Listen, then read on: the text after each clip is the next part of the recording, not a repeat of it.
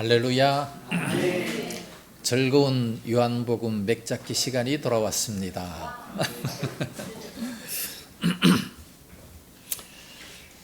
자, 요한복음 장제목을 시원하게 한번 이렇게 쭉 훑고 지나가겠습니다. 자, 갈릴리 바다와 사해 바다가 있으면 이스라엘 지역이다라는 것을 알 수가 있습니다. 요한복음의 주제는 하나님의 아들 예수 그리스도를 나타내는 데 있습니다. 자, 1장은 요단강에다 놨습니다. 요한 증거. 요한이 뭐를 증거했습니까? 예수님의 신선성, 예수님의 신성, 예수님의 선제성, 예수님의 성육신. 2장은 저 위에 가나에다 놨습니다. 가나 혼인잔치. 이왕 할 바에 큰 소리로 하시면 녹음이 아주 잘 될 줄로 압니다. 가나 혼인잔치. 예, 가나에 가셔서 첫 번째 기적을 나타내 주셨습니다. 3장 니고데모는 유대인의 관원이었지만 그럼에도 불구하고 거듭남의 진리를 알지 못했습니다. 4장 사마리아 여자, 너무나도 창피한 여자지만 예수님을 깨달아 알고 예배를 제대로 드렸기 때문에 진정한 만족을 누리게 됐습니다. 5장 베데스다 연못, 38년 된 병자가 예수님 만나서 고침을 받았습니다. 38년 엄청나게 오랜 기간이었지만 그럼에도 불구하고 예수님만 만나면 뭐든지 다 해결될 수 있다는 말씀이죠. 6장 오병이어, 갈릴리 바다에 놓은 겁니다. 베세다 광야와 광야가 그 갈릴리 바다 바로 위에 있잖아요. 그래서 그 옆에다가 놓고 오병이어의 기적을 나타내고 난 이후에 물 위로 그런장, 오병이어를 나타내니까 많은 사람들이 왕으로 삼으려고 하지 않았습니까? 그래서 이제 피해서 기도하시고 갈릴리 바다로 가셨습니다. 걸어서 물 위로 가셨습니다. 7장 초막절 예수, 문지방에 서셔서 큰 소리로 외치셨습니다. 누구든지 목마르거든 나에게로 와서 마시라. 생수를 마시라. 그 생수는 곧 성령을 가리켜 말씀하신 것이라. 8장 가늠한 여자임에도 불구하고 원래 율법에는 돌에 맞아 죽지만 예수님 만나서 살리심을 받았습니다. 9장 맹인장, 소경을 걸어놨기 때문에 맹인장, 맹인으로 된 것이 누구의 죄 때문입니까? 부모 죄입니까? 본인 죄입니까? 그게 아니라 하나님의 영광을 위한 죄다. 하나님의 영광을 위한 병이다 말씀했습니다. 자, 10장 목자장, 지팡이를 걸어놨습니다. 그래서 목자장, 목자는 선한 목자, 사꾼 목자가 있습니다. 11장 나사로 살림, 무덤에 장사 지냈음에도 불구하고 예수님께서 말씀하시니까 벌떡 일어나서 살리심을 받게 됐습니다. 12장 입성, 역시 예루살렘 성의 입성이니까 문지방에다가 놓고 향유를 부음 받고 입성을 하셨습니다. 13장 세족식, 입성하셔서 제일 첫 번째로 세족식을 하셨습니다. 주와 선생이 됐음에도 불구하고 섬기셨죠. 그 모습을 알고 제자들도 그렇게 하라 말씀하고 있습니다. 14장 약속장, 반지입니다. 반지를 걸어놓고 약속장, 무슨 약속을 했느냐? 천성평, 천국의 거처를 예비하러 간다. 천국의 거처가 다 예비되면 내가 다시 와서 너희를 나 있는 곳에 있게 하리라. 내가 가면 성령을 보내주겠다. 보혜사 성령을 이 땅에 보내주면 그렇게 내가 가는 것이 너에게 유익이다. 그렇게 말씀하십니다. 그래서 성령을 받게 되면 평안을 준다. 성령 받으면 평안이 임하게 됩니다. 그래서 우리들 마음이 불안하고 괴롭고 답답하고 한 사람들은 성령의 충만함을 받으면 편안한 마음이 되게 됩니다. 할렐루야. 15장 포도나무 비유, 예수님께서 포도나무 비유로 말씀하시는데 하나님은 농부, 예수님은 포도나무, 너희는 가지니라고 말씀하셨습니다. 가지는 열매를 많이 맺어야 될 줄로 믿습니다. 16장 성령 사역, 성령 불을 그려놨죠. 그래서 성령 사역, 성령 사역은 뭐냐? 죄 진주 구별입니다. 죄 진주, 죄의 심판에 대하여 책망하리라. 진리로 인도한다. 주님께 영광 나타낸다, 영광 돌린다는 얘기입니다. 17장 지저스의 제의를 가려놨기 때문에 예수님은 중보 기도를 하셨습니다. 십자가 지시기 전에 제자들을 위해서 또 온 믿는 백성을 위해서 중보 기도를 하셨습니다. 18장 겟세마네 성 바깥에다가 놨죠. 겟세마네 동산에다가 놓고 이제 거기에서 기도를 하시다가 군병들이 왔으니까 베드로가 칼을 들어서 말구에 기를 뱄을 때에 칼을 쓰는 자는 칼로 망한다, 폭력을 쓰는 자는 폭력으로 망한다 말씀하셨습니다. 그리고 그 원수임에도 불구하고 귀를 만져서 낫게 해주셨습니다. 그리고 순순히 잡혀가셨습니다. 19장 십자가에다 놨기 때문에 십자가를 지셨습니다. 7마디 가상 7언하시고 다 이루었다 말씀하시고 운명하셨습니다. 20장 부활, 3일 후에 부활하시고 누구를 만나 주셨느냐? 막 11제자를 만났습니다. 막달라 마리아, 그 다음에 도마가 없는 10제자, 또 누가 없죠? 12명 중에 가룟유다와 도마가 없는 10제자가 있는 곳에서 예수님께서 나타나셨습니다. 문이 닫혔음에도 불구하고 나타나셔서 너희에게 평강이 있을지어다. 후 부시면서 성령 받으라고 그렇게 하셨겠죠. 그리고 이제 도마가 있을 때 11제자가 있을 때에 또다시 나타나셔서 믿음 없는 자가 되지 말고 믿는 자가 되라 말씀하셨습니다. 21장 갈릴리 바다에 놓고 7제자 만남, 7제자 만나서 고기를 먹어라. 이제 해변에서 고기를 구워가지고 먹어라 말씀하셨죠. 제자들은 고기를 몇 마리 잡았습니까? 153마리, 큰 고기를 153마리를 잡았다 말씀하시고, 그리고 3은 뭐예요? 베드로에게 네가 나를 사랑하느냐 3번 물으셨어요. 왜 3번 물었습니까? 뭐 3번 부인해서 3번 물었는지는 모르겠지만 제가 3번 아주 막 강렬하게 그렇게 물으셔서 확 그냥 쐐기를 박아 놓은 거죠. 정말로 네가 나를 사랑하느냐? 사랑한다면 사명을 감당해라. 어린 양을 먹여라. 양을 치라. 양을 먹이라 말씀을 하셨습니다. 자, 그래서 그림을 통해서 한눈에 요한복음 1장부터 21장까지 다 들어왔습니다. 자, 오늘은 5장을 하다가 말았죠. 베데스다 연못입니다. 베데스다 연못에서 38년 된 병자임에도 불구하고 절대적인 절망이었죠. 그럼에도 불구하고 예수님을 만나면 절대 소망이 생기게 되는 겁니다. 그리고 다시는 이제 더 심한 것이 생기지 않도록 죄를 범치 말라 말씀했습니다. 그러니까 이 사람은 왜 38년 동안 그 고통을 당했습니까? 죄 때문에 그런 거죠. 그래서 고침을 받으니까 그 주변에 많은 사람들이 안식일에 고친다. 그래서 예수님을 많이 비난합니다. 예수님을 비난할 뿐만 아니라 더 나아가서 18절 말씀 보니까 예수를 더욱 죽이고자 했다라고 말씀합니다. 예수님을 죽이고자, 아니 뭐 잘못한 게 뭐 있어요? 하나도 잘못한 것이 없음에도 불구하고 죽이고자까지 했습니다. 오늘 우리가 죄를 위해서 싸우되 피 흘리기까지는 싸우지 않았다라고 말씀하고 있습니다. 예수님은 이렇게 하나도 범죄하지 않았음에도 불구하고 십자가에 죽으시면서까지 우리를 구원해 주셨습니다. 오늘 우리들도 피 흘리기까지 죄와 싸워야 된다는 말씀입니다. 자, 19절 말씀부터 보면 이제 예수님께서 이제 변명을 하십니다.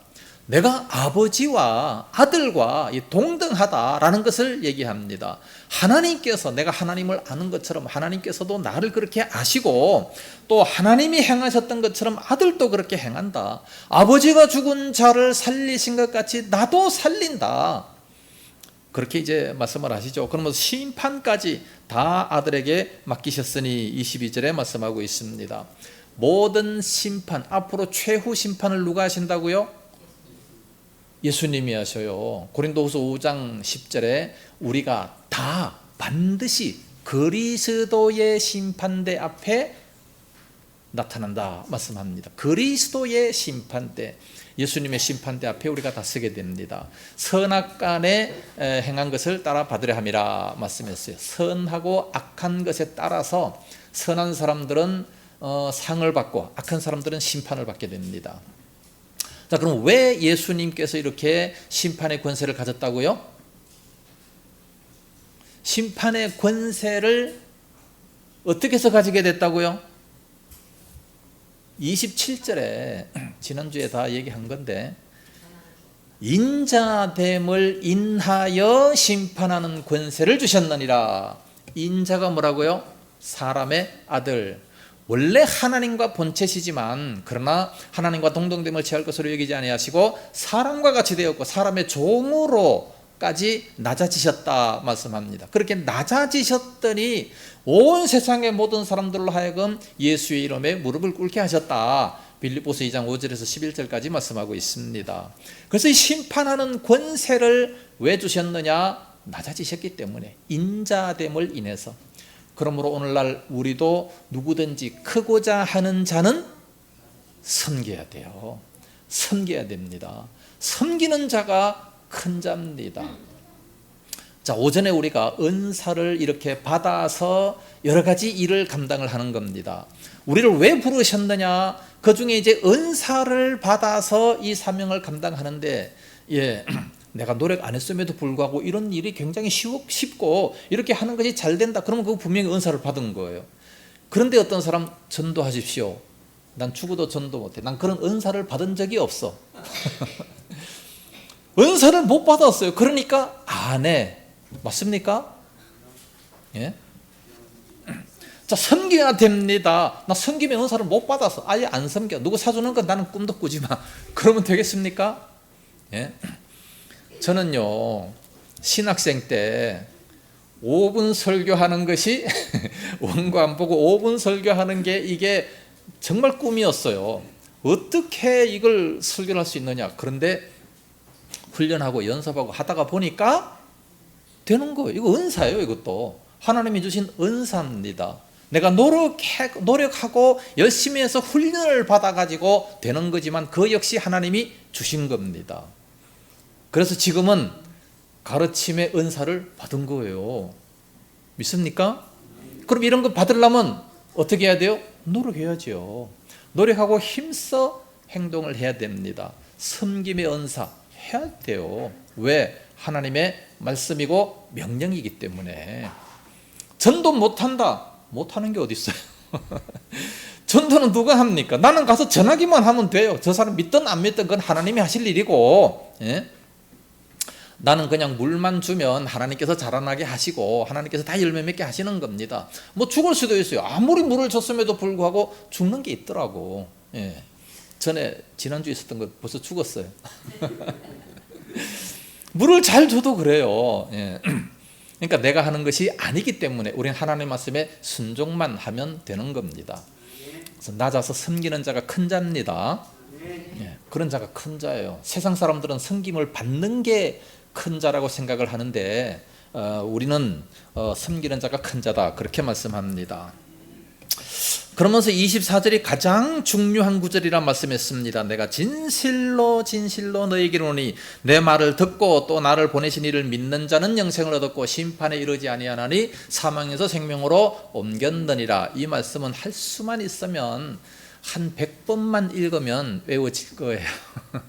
저절로 외워질 겁니다. 누구든지 나의 이 말을 듣고, 하나님의 말씀이죠. 우리 하나님의 말씀을 많이 들어야 돼요.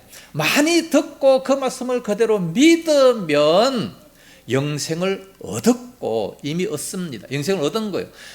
믿지 않을 때는 죄인이죠. 그 사람 분명히 죄인입니다. 믿지 않으니까 죄인이에요.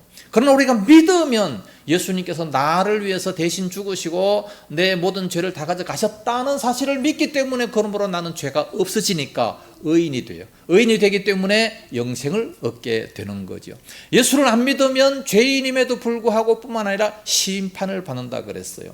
한 번 죽는 것은 정한이지요. 그 이후에는 심판이 있으니 심판을 받습니다. 세상에 죄인들, 죄인들이 있으면 그 사람들은 일단 재판관 앞에 서가지고 재판을 받습니다. 재판을 받으면 어떻게 됩니까? 감방 가는 거죠. 지옥 가는 겁니다. 그러나 우리가 예수님을 믿게 되면 심판에 이르지 아니하나니. 왜? 죄가 다 없어졌으니까. 하나님의 자녀가 된과 동시에 복을 받음과 동시에 모든 죄가 다 없어져요. 그러니까 심판에 이르지 아니하나니. 사망에서 생명으로, 지옥에서 천국으로 옮겨졌다. 이게 복음의 핵심입니다. 이 정확한 복음을 우리가 전파할 때, 증거를 할 때 믿을 수가 있는 거예요. 무조건 교회 나오세요. 우리 교회 참 좋아요. 목사님 참 이뻐요. 이런 소리 하면 안 됩니다. 그런 소리 해가지고 예수 믿는 사람 없어요. 정확한 복음을 제시하면 그러면 그 사람이 깨닫고 믿게 되는 거죠. 그래서 이런 정확한 복음을 우리가 전해서 뭐가 안 되는가를 서로 이렇게 나누는 이것을 가지고 제자 훈련이다 그렇게 얘기합니다. 예수님께서도 복음을 가르치시고 마태복음 10장 누가복음 10장에 보면 70인의 제자들을 보냈어요. 둘씩 짝지어가지고 보냈습니다. 보내고 난 다음에 그들이 돌아와서 선교 보고를 하는 거예요. 내가 전했더니 이러이러한 역사가 나타났습니다 하고 이렇게 그렇게 서로 이게 나눔이 있었던 것처럼 오늘날 우리도 이런 훈련을 받으면 진짜 제대로 제자 훈련을 받는 거예요. 근데 요즘에 교회들마다 다 제자 훈련 한다고 말은 하는데 사실은 제자 훈련이 아니고 1시간 성경 공부하고 끝나버리고 말잖아요. 이 훈련이라고 하는 것은 직접 행동해야 되는 거예요. 자, 우리가 수영장에 들어가서 수영할 수 있는 거, 수영 강의를 100시간 들었어요. 그러면은 이 사람은 수영 선수가 되겠죠. 100시간 들었는데 선수 됩니까? 하나도 못해요. 아무리 강의 많이 들어도 하나도 못합니다. 왜? 안 해봤으니까. 그러니까 수영은 직접 해봐야 돼요. 직접 해봐야 실력이 늘어서 나중에 선수가 될 수 있는 것처럼 우리가 아무리 강의 많이 듣고 성경 말씀 많이 듣는다 할지라도 가서 전도해라 안 됩니다. 어떻게 해야 돼요? 해봐야 되는 거예요. 직접 한번 해보면 그러면 이런 말을 할 때 이런 말을 해야 되는구나. 이게 이제 나중에 서로 나눔을 하면서 그러면서 이게 훈련이 돼야 되는 거죠. 그렇게 된다면 정말 훌륭한 은사를 받게 되는 겁니다.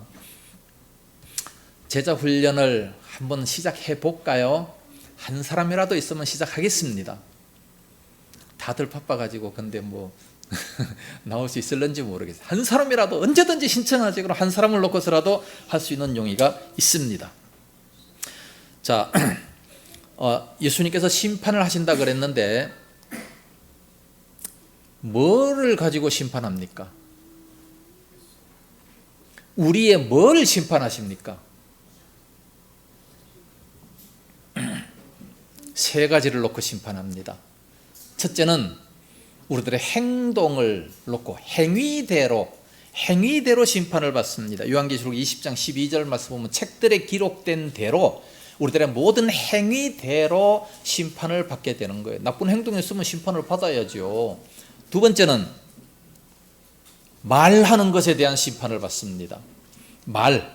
마태복음 12장 36절 말씀은 무슨 무익한 말을 하든지 이에 대하여 심판날의 신문을 받으리라 말씀했어요. 말 잘해야 돼요. 예? 나쁜 말을 함부로 하든지 욕하는 말을 한다든지 상대방에게 실망을 주는 이런 말을 하면 심판받아요. 거기에 대해서. 무익한 말이라고 해요. 나에게 아무런 유익이 없는 그런 말을 한다 할지라도 심판을 받아요. 그렇기 때문에 우리는 말을 잘해야 돼요. 감사하는 말을 많이 해야 되고 또 위로하는 말, 은혜로운 말 이런 말을 많이 해야지 상대방에게 실망을 주는 말, 상대방을 넘어지게 하는 말, 말로서 이겨보겠다고 함부로 하는 이 욕 같은 거 이런 것은 결코 해서는 안 된다는 겁니다. 심판날에 신문을 받아요. 세 번째, 무엇을 심판받을까요? 생각에 대해서 심판받습니다. 생각도 잘못하면 그 심판받아요. 자, 이번 주일날에는 내가 낚시를 가려고 딱 준비를 했는데 비가 온단 말이에요. 그래서 할 수 없이 교회 나왔어요. 행동은 전혀 뭐 책망받을 거 하나도 없어요.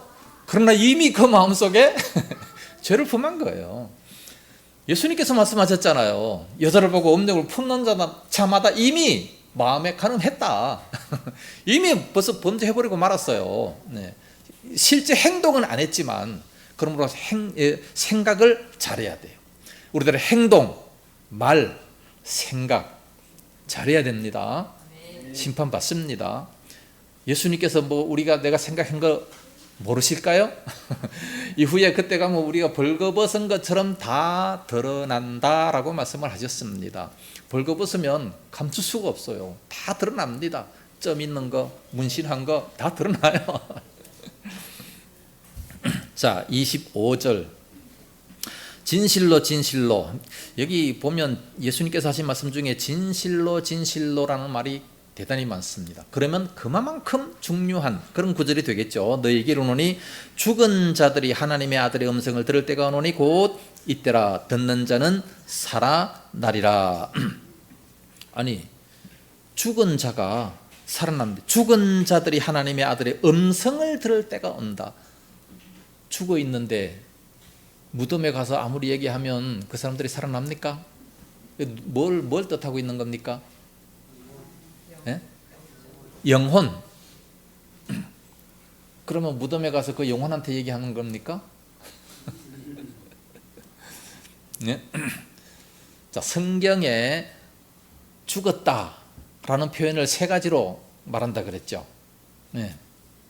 첫째는 육체적 죽음. 육체적 죽음은 영혼과 육신의 분리를 말하는 것이고, 두 번째 영적인 죽음. 영적인 죽음은 하나님과 분리된 자. 하나님과 분리된 자는 영적으로 죽었다. 그렇게 얘기합니다. 그러니까 예수 안 믿는 사람들은 다 영적으로 죽어 있어요. 그 영혼이 다 죽어 있는 겁니다. 아담의 범죄로 말미암아 다 죽어 있어요. 그 죽은 영혼에게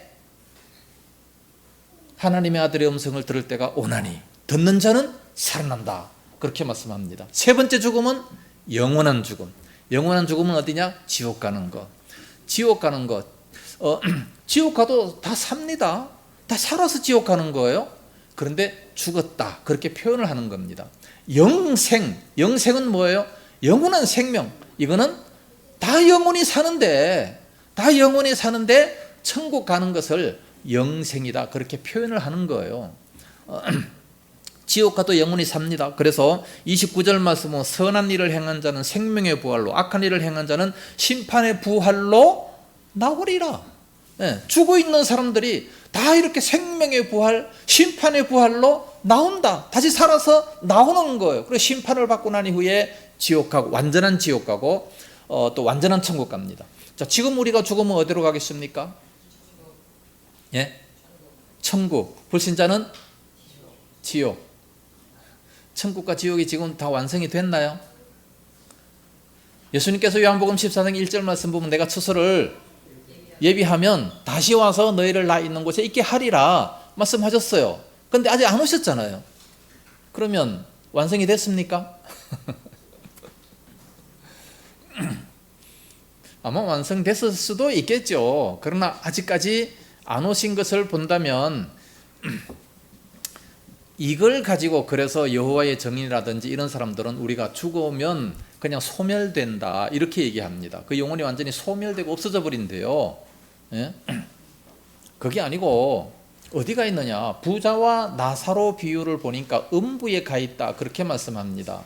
박형룡 조직신학에 보니까 아주 이것은 의식적으로 대단히 고통받는 곳이다. 마치 지옥과 비슷한 의식적으로 대단히 고통받는 곳이고, 나사로는 아브라함의 품에 들어갔다. 이것은 의식적으로 대단히 행복한 상태로 들어갔다라고 얘기를 합니다. 마치 천국과 비슷한, 그러나 완전한 천국은 아니고 완전한 지옥도 아닌 겁니다. 완전한 천국과 완전한 지옥은 언제 이루어지느냐? 예수님의 재림 후에 그때 이루어지게 되는 거예요.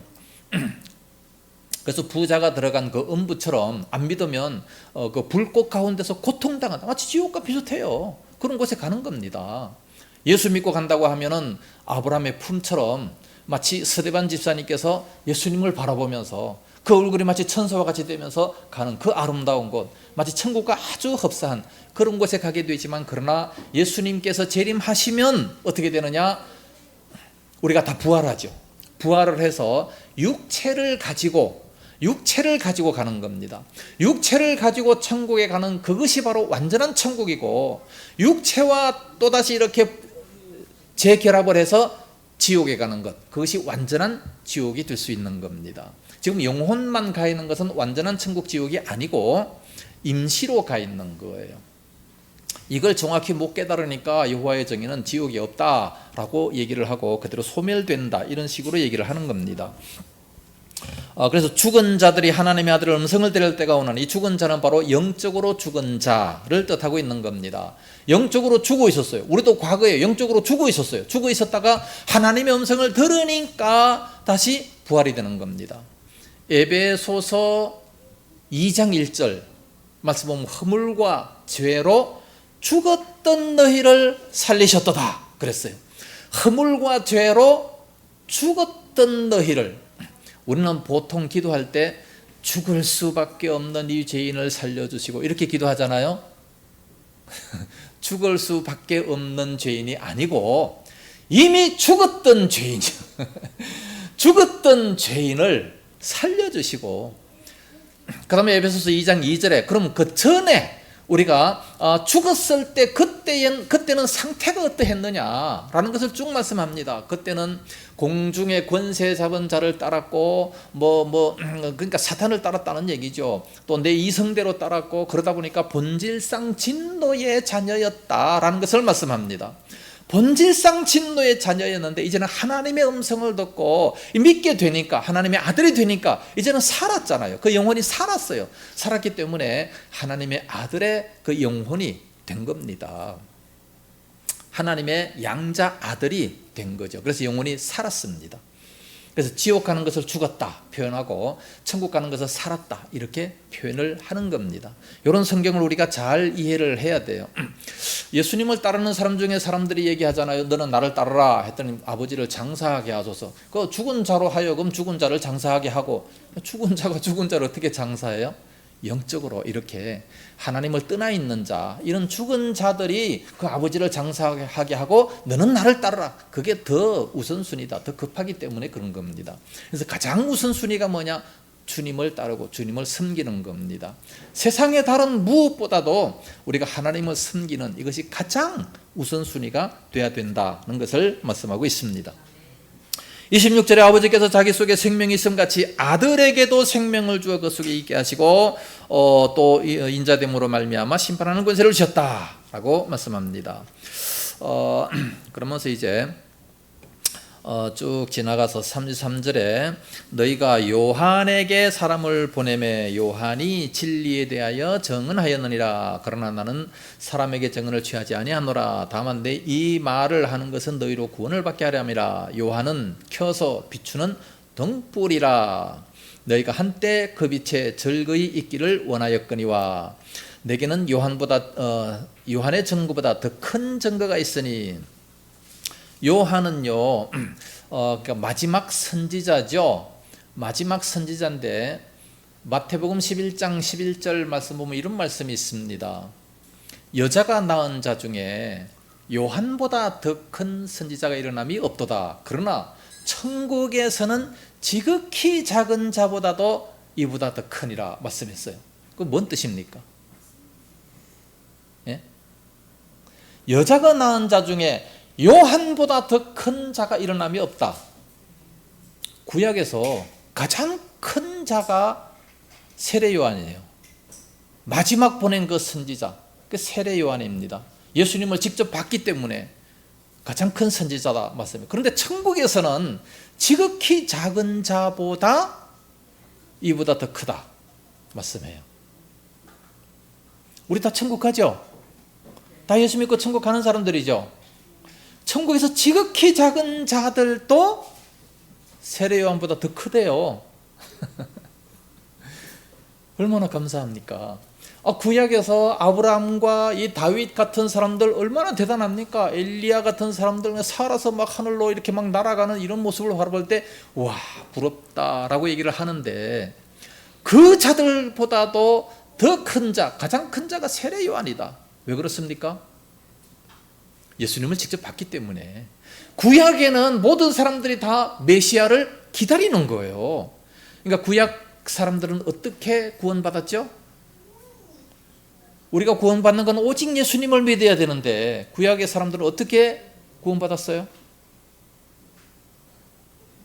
예수님 안 오셨잖아. 어떻게 구원받았어요? 히브리 11장에 아브라함은 멀리서 바라보고 즐거워했다 말씀합니다. 멀리서 메시아 보내주실 것을 바라보면서 즐거워한 거예요. 오실 메시아를 믿고 구원받은 거죠. 네. 신약에서는 오셔서 구원을 완성해 놓으신 그 메시아를 보고 구원받은 겁니다. 그러니까 구약에서는 참 그래도 그 믿음이 있는 게 참 굉장히 다행이죠. 세례 요한은 예수님을 직접 봤기 때문에 구약까지는 가장 큰 선지자다라고 말씀하셨는데도 일찍 죽었잖아요. 예수님께서 구원을 완성하지 아니하셨는데 세례 요한은 일찍 사형을 당하고 죽었어요.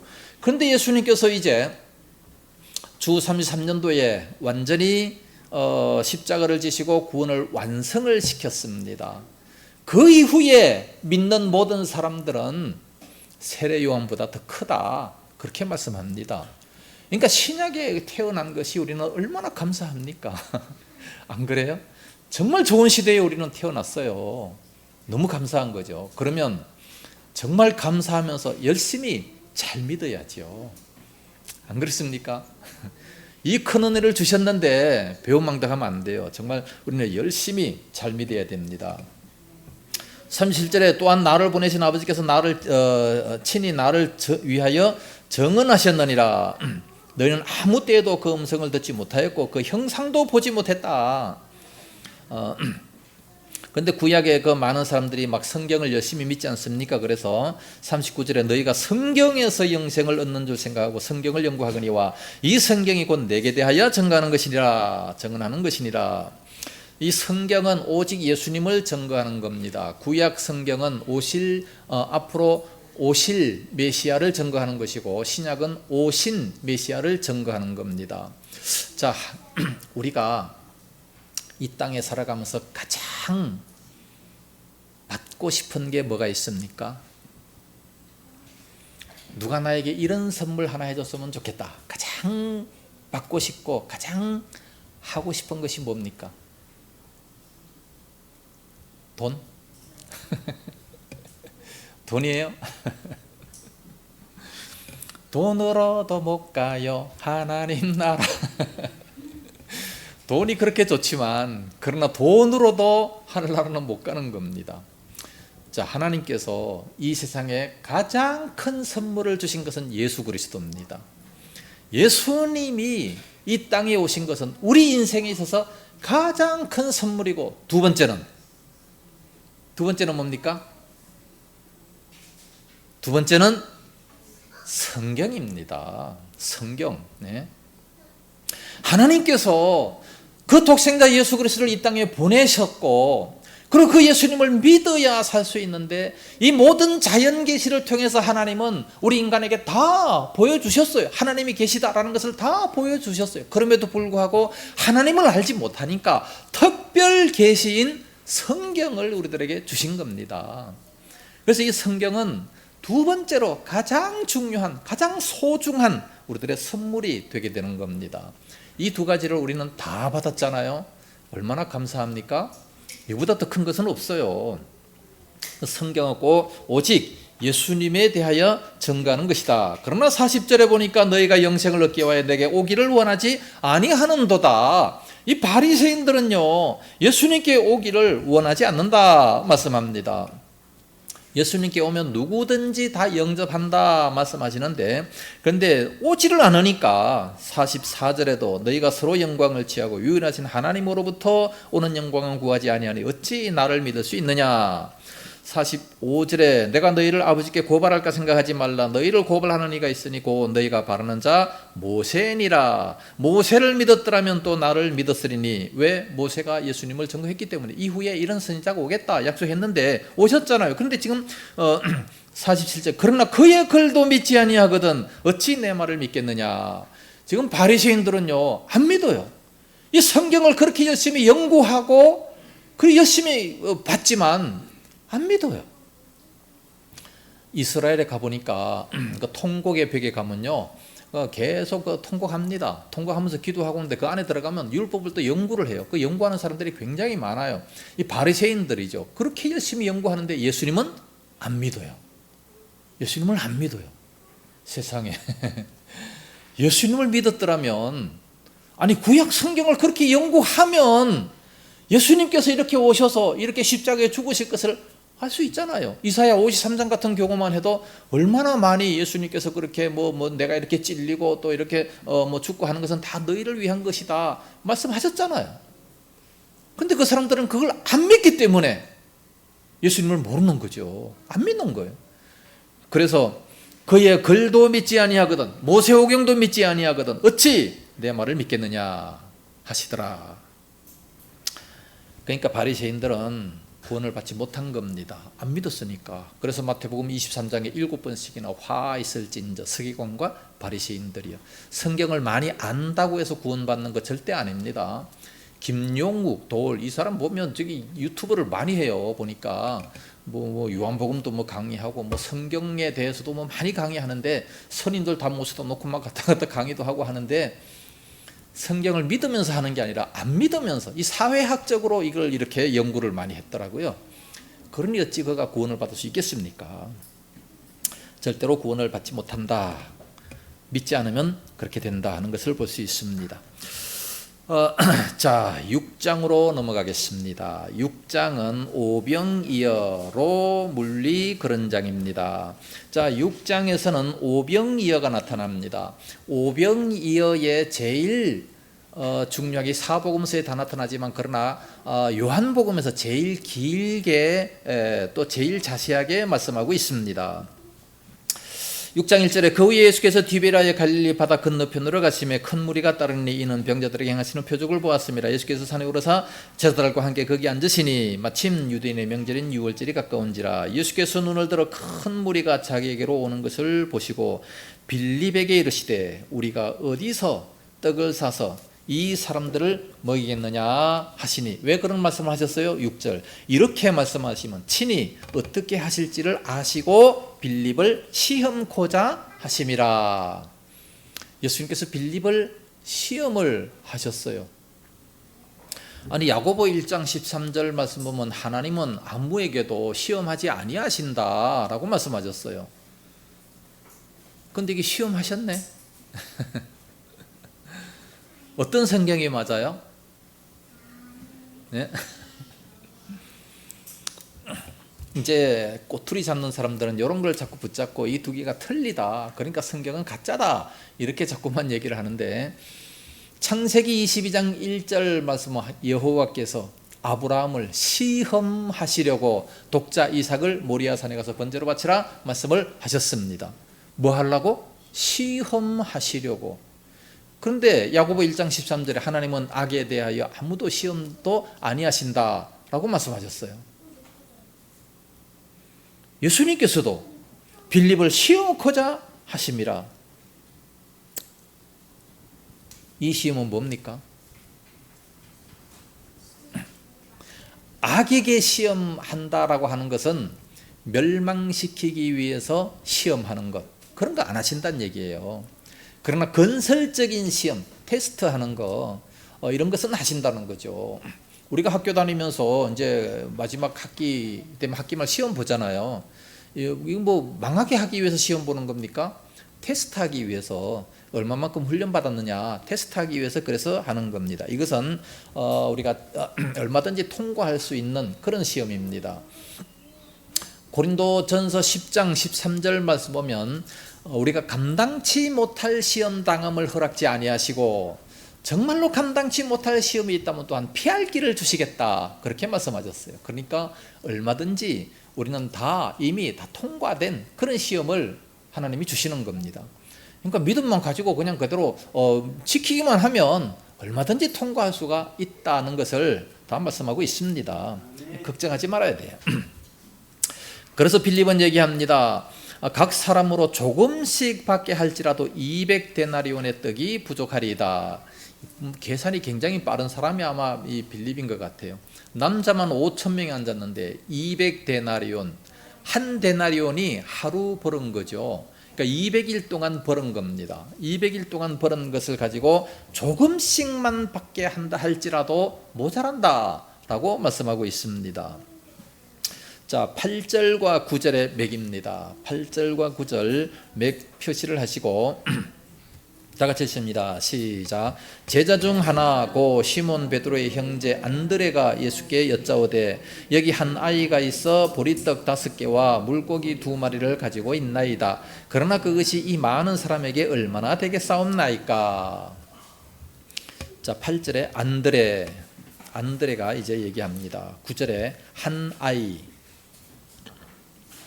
아이 계속해서 보리떡 5개와 물고기 2마리, 보리떡 5개와 물고기 2마리.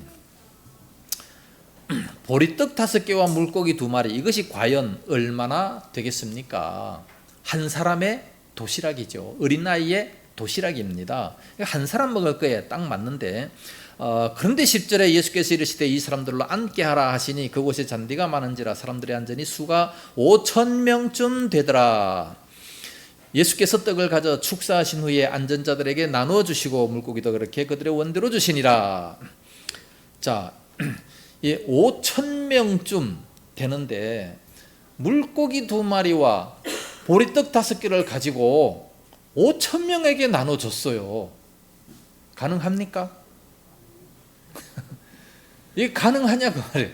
가능할 수가 없지요. 어떤 사람은 뭐 할 수 있지, 조금씩 나눠주면 되니까 조금씩 5,000명에게 이렇게 분리해서 나눠준다는 겁니다. 그런데 여기 보니까 그들의 원대로 주시니라. 원대로, 달라는 대로 줬어요. 어떤 사람은 그러니까 물고기 10마리, 보리떡 한 50개 많이 먹는 사람들은 그렇지 않겠습니까? 원대로. 또 12절에 그들이 배부른 후에 배가 불렀어요. 그러니까 이거는 기적이죠.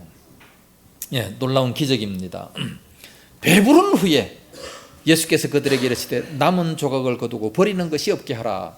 아무리 이렇게 풍성하게 기적을 베풀어서 먹는다 할지라도 헛된 곳에 이렇게 남기지 말라, 버리지 말라라고 말씀하고 있습니다. 음식 쓰레기 버리지 마세요. 자꾸 버리려고 하면 안 됩니다.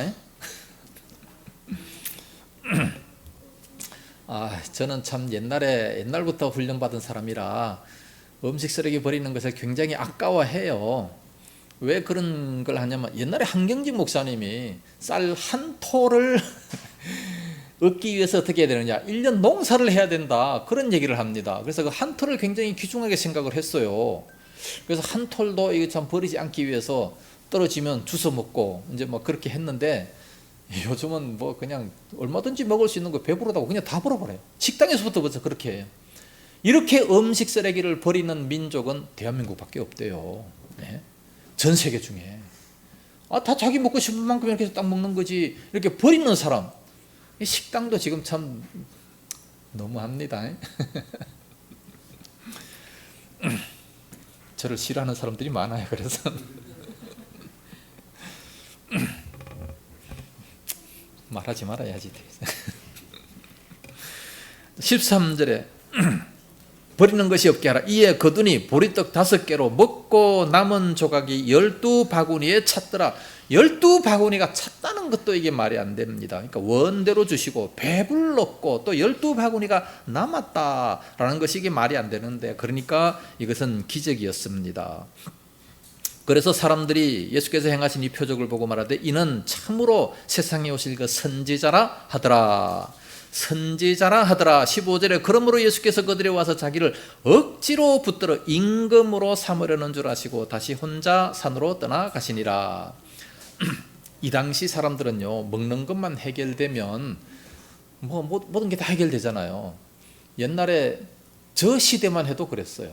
저 시대만 해도 먹는 것만 해결되면, 전도사 처음에 나갈 때 84년도에 83년도에 전도사 나갈 때 그때도 사례를 많이 원했습니까? 시켜만 주면 그냥 감사해서 했지요. 요즘에는 딱 부르면 제일 먼저 묻는 게 사례 얼마입니까? 그리고 무슨 파트 맡깁니까? 또 두 파트 맡기면 절대 안 와요. 한 파트만 딱 해가지고 그냥 사례부터 보고 그런 모습을 봅니다. 시켜만 주면 감사해야지. 참, 먹을 것만 있으면, 옛날 모선들은 먹을 것만 있으면은 다 일했잖아요. 그 옛날 시대 그 얘기하지 맙시다. 그렇게 억지로 붙들어 임금 삼으려는 줄 아시고, 요즘 사람들 같으면 그냥 당장에 임금이 되겠죠. 예? 그런 능력이 있으면 대부분 임금이 되겠는데, 예수님께서는 다시 혼자 산으로 떠나가시니라. 그래서 이제 제자들을 먼저 갈릴리로 보냈죠. 갈릴리로 보내고 18절에서 21절에 삼지창 표시를 하시면서 다음 주에 하겠습니다.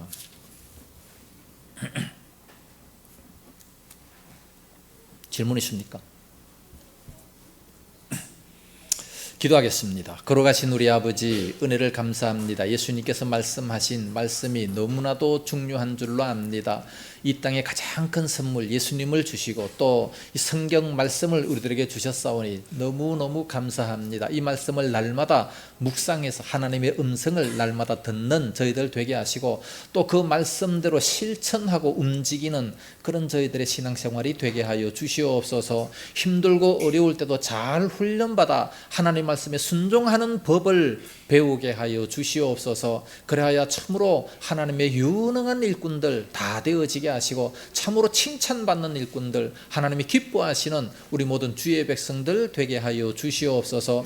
일주일 동안 살아가고자 원합니다. 말씀 붙잡고 살아갈 수 있도록 인도하여 주시옵소서. 함께 하실 줄로 믿사옵고 예수님 이름으로 감사하며 기도드리옵나이다. 아멘. 축도합니다. 이제는 교회 머리 되신 예수 그리스도의 은혜와 독생자 주신 하나님 아버지의 무한하신 사랑하심과 성령님의 감화하시며 감동하시고 위로 교통 충만 역사하심이 말씀으로 살기 원하는 우리 모든 성도들 머리 위에와 저들의 가정과 생업토와 교회와 이 나라 민족 위에 이제와 영원까지 함께 있을지어다. 아멘.